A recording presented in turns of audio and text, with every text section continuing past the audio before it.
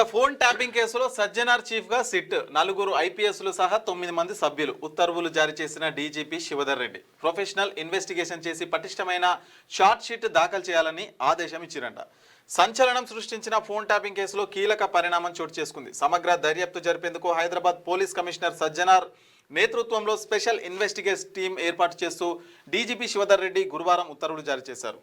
సజ్జనార్ పర్యవేక్షణలో 9 మంది సభ్యులను అయితే నియమించారంట. మొత్తం 9 మంది సభ్యులతోనే ఏదైతే ఇప్పుడు ఫోన్ ట్యాపింగ్ కేసు అంశం ఉందో అది మొత్తం సజ్జనారు నేతృత్వంలో జరగబోతుందని చెప్పేసి కూడా నిన్న డీజీపీ ఉత్తర్వులు అయితే జారీ చేశారు.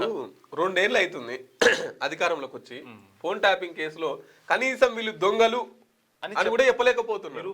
వీళ్ళు కమిటీలు ఆ కమిటీ ఈ సిట్టు అని చెప్పేసి ఈ పోలీసు వాళ్ళ మార్చడే ఉంది, పోలీసు వాళ్ళకే పని ఉంది తప్ప ఇప్పటి వరకు ఒక పలానా ఆయనే గిది చేసిండు గిది కథ అని చెప్పేసి ఒక్కరిని జైలు వేసిన సందర్భం ఉందా?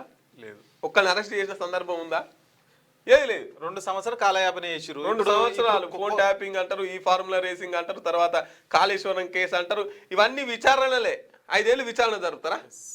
ఈ కొత్త టీం ఇంకొక 2 సంవత్సరాలు ఇన్వెస్టిగేషన్ చేస్తుంది. మళ్ళీ వీళ్ళు మొదటి నుంచి వస్తారు కదా, మళ్ళీ మొదటి నుంచి వస్తారు. ఎందుకంటే ఇప్పుడు ఆ కేసులో ఏమేమి పరిణామాలు ఉన్నాయి ఏదని తెలియదు కదా. వీళ్ళు మళ్ళీ మొదటి నుంచి మొత్తం ఫస్ట్ కాగితం నుంచి మళ్ళీ లాస్ట్ కాగితం దాకా చదివి ఎట్లా చేయాలి ఇంకా అని చూడాలన్నట్టు. మీకు వార్తలు రాయడం, విశ్లేషణ చేయడం వచ్చా? అన్యాయాన్ని ప్రశ్నించడం తెలుసా?